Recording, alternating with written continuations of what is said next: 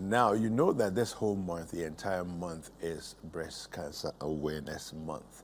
And it's a very important place for us to pause in our year's activities and the various things that we do, especially on an issue like this, because breast cancer has such ravaging effects, and it's gone maybe largely uncatered for, you know, in terms of where we live, our jurisdiction. And so now that we are really big on breast cancer awareness, it's important to go hard and make sure that all parts of our society have full advocacy, have full awareness, and so that they are empowered to make the various necessary interventions and changes that they have to, so that we reduce our numbers, you know, in terms of breast cancer cases. Of course, you know that about the majority of breast cancer cases are women, but we also have men who also get breast cancer. And I've been joined by two doctors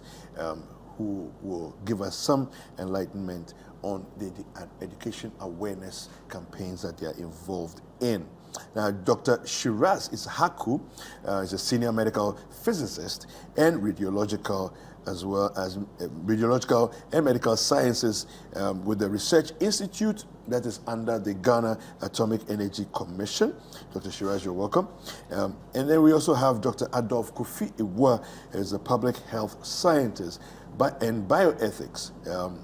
He's a center manager and principal research scientist at the Radiological and Medical Sciences Research Institute of the Ghana Atomic Energy Commission. Gentlemen, you're both welcome. Thank you. How are you? It's good to have you here. Yeah. The last time I said I was coming to visit, I haven't been able to make it yet.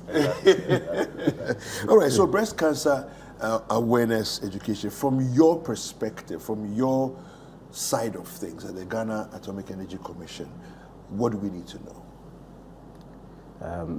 So good morning to your viewers and listeners across the world. We need to know enough that would motivate us to take actions by ourselves, to screen regularly, so that we can pick up any indication, if any, as early as possible, so we ensure that we save our lives.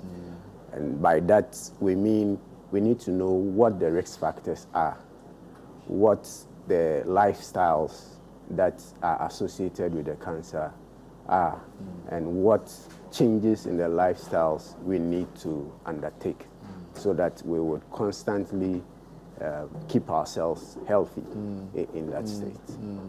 What's the Ghana Atomic Energy Commission doing in this regard? So thank you so much, and then good morning to your viewers. So this year, Ghana Atomic Energy Commission will be 60 years. And as part of our 60 years anniversary, the various institutes within the commission, we have 7 institutes within the commission, have a specific project they are undertaking to provide some services to the general public. We know we are a public institution. Our common interest is to ensure that the populace are healthy. So there's one institute within the commission called Radiological and Medical Sciences Research Institute, where we work. It specializes in medical research. And because of what we do, we realize that breast cancer has actually overtaken most of our non-communicable diseases in the country. And it has caused so much havoc based on the research data we have. And we took it upon ourselves to educate the public.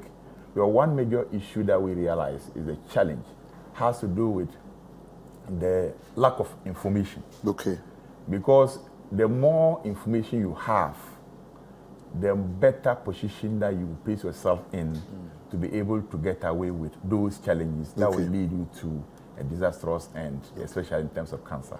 So that is why we, as an institute within the Ghana Atomic Energy Commission, have put in place measures and strategies to help the public to come out of this challenge. Okay. Are there any particular activities that you're engaged in or involved in to yes, so from the 2nd of this month up to the end of this month, 31st of this month, we have lined up some series of activities where we get the public, we visit organizations, we go to marketplaces to screen people for free. Okay. So far, we have done close to over 7 different institutions that we visited. Okay. And we've offered free services to them. Today, we are marching across the principal street within Dome, Kwabenya, Taifa, Westlands, around Jimpa area. Your enclave. Our enclave. Yeah. We are marching across all the principal street today. Okay. So those who are around that area can join us. Okay. To create some kind of awareness for the people to know that really cancer is a serious issue and something has to be done about it. So the screening, the breast screening, will it be happening at different locations, or you have a specific location where it will be happening? So we have various locations. Domain Market, we are screening. Okay. We'll be there for a couple of days. Taifa Market, Kwabeya Market. We visited Graphic, Daily Graphic. We've been there. Okay. We visited MTA. Okay. We visited G4 Security. We have plans to visit other facilities, including free zones and related organizations. Okay. And also in our hospital, at Atomic Energy Hospital, just opposite the police station, Atomic Energy Police Station. Yeah.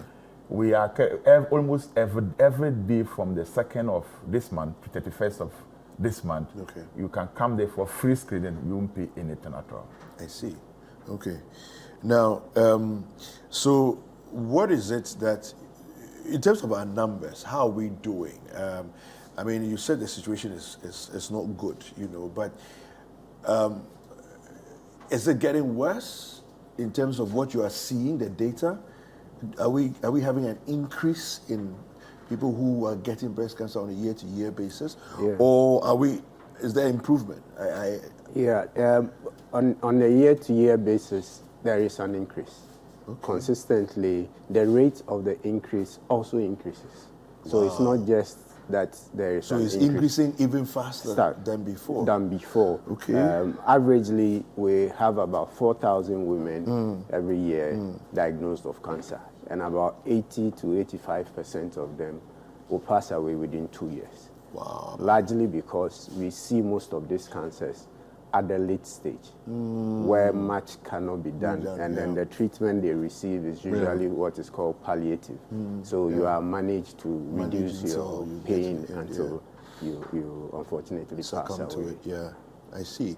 And do you have specific causative, factors that seem to be causing this increase that we are getting? Not causative factors, particularly for breast cancer, but we have risk factors. Okay. What you engage in that predisposes you to being diagnosed or having breast cancer. The majority are lifestyle related. Okay. So generally our diet is becoming less natural, and that has its own particular issues. There are also genetic dispositions.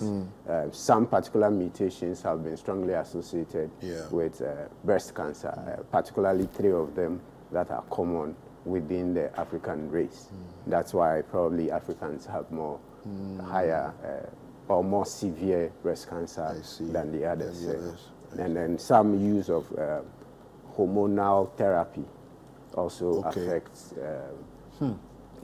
the probability of getting breast cancer. So it is always advisable that to do any hormone therapy, make sure you speak to your health care provider, and then your state and then the need of it is properly assessed, and then a good balance is achieved, determining how long you can use it for and for what purpose, so that you don't end up putting yourself in a more difficult situation. For those who are watching, and they may be asking the questions, okay, so right now, I got checked, I don't have it. How do I make sure I don't get it? Okay, so when you get checked, as part of the screening and as part of our screening, as my colleague indicated, there would be counseling.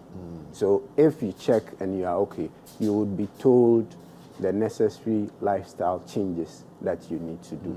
So you need to generally eat healthy food, avoid over-processed food, food with a number of chemical additives for preservation and all of that. Some we can't really tell, but the predominant use of it is associated with generally unhealthy body. On your health deteriorates with those. So you need to check that. You need to make sure you exercise regularly.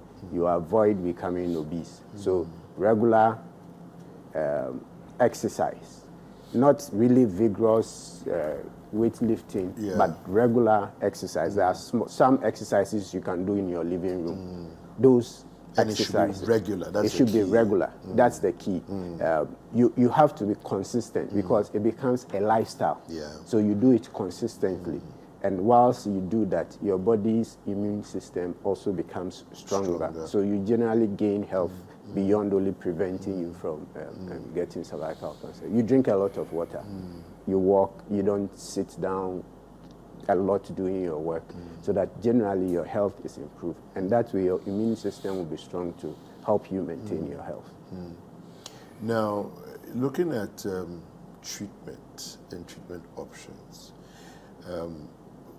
what's typically the way we go as far as treatment is concerned? So I'll take it from the level of Ghana.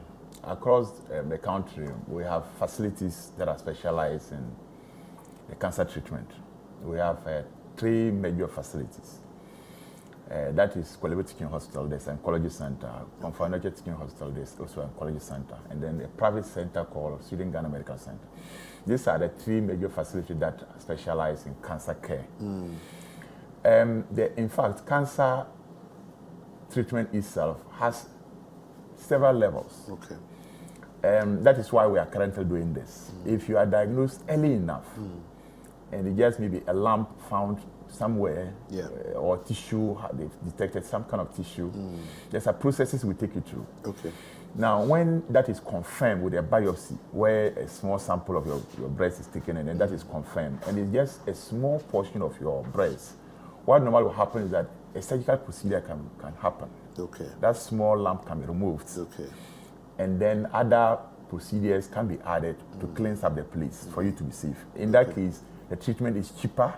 The treatment is very fast in a shorter period. You spend very less amount of money. You save your life, and you go home completely healed. Now, when that is not done, and then you do not get that detected early enough, where it got to a level that the whole breast can actually be removed. In some instances, if you are lucky, it's still localized, it's still within the breast, it is removed, properly treated, and you can be free. Unfortunately, if it goes beyond that level, where it has to spread to other organs, we call it metastasis, it spread across your body, then very little can be done. Just like what my colleague said, maybe it's very palliative, just to extend your life a bit more. So if you are lucky, you detect this early, and surgical procedure can be done, or you can come to the 3 centers I've mentioned, and then treatment can be offered for you. Now, how often do you find that people relapse? There's a remission, there's a reoccurrence of the cancer. Yes, so it depends upon what I've just mentioned, at the state of the damage to your tissues within the breast. If it's still localized and the surgical procedure can remove all the tissues that were affected by the bacteria, then you are safe.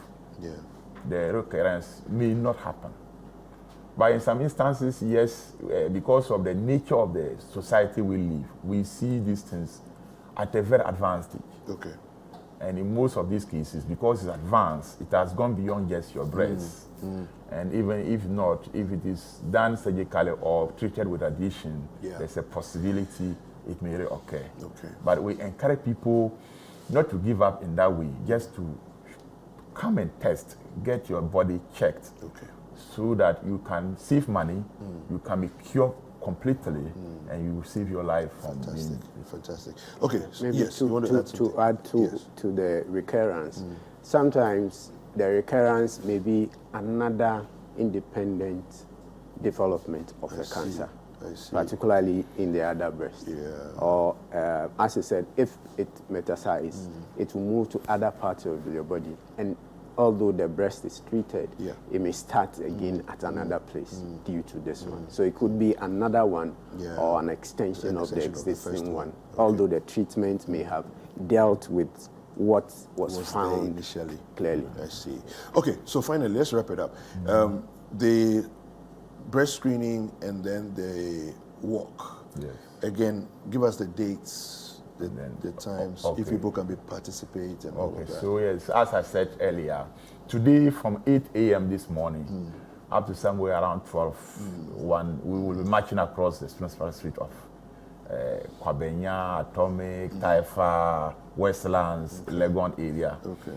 So all those around that enclave, please join us. There will be free goodies. We'll be giving out a lot of t-shirts, a lot of things, creating awareness. You may stand to benefit by maybe hearing what you may want to hear, or some questions that you have for yourself.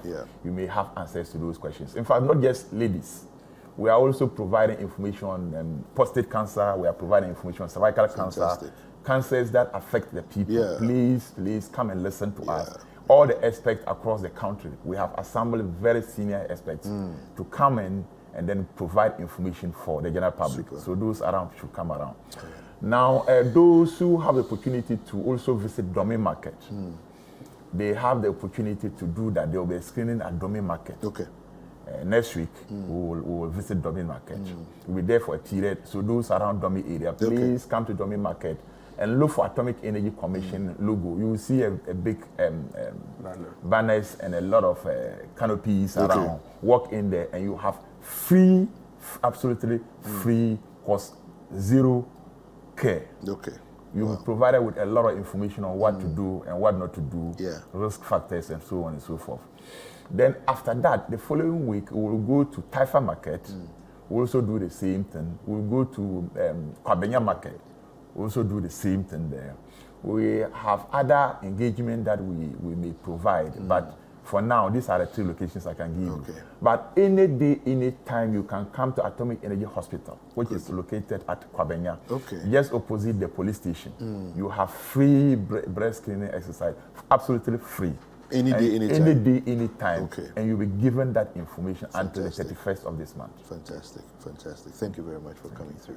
Thank you. All right. So we'll be speaking this morning with Dr. Shiraz Isahaku. He's a senior medical physicist and radiological medical sciences research institute of the Ghana Atomic Energy Commission, as well as Dr. Adolph Kufiwa, a public health scientist and bioethics at the center, and the center manager as well, and principal research scientist at the Radiological and Medical Science Research Institute of the Ghana Atomic Energy Commission.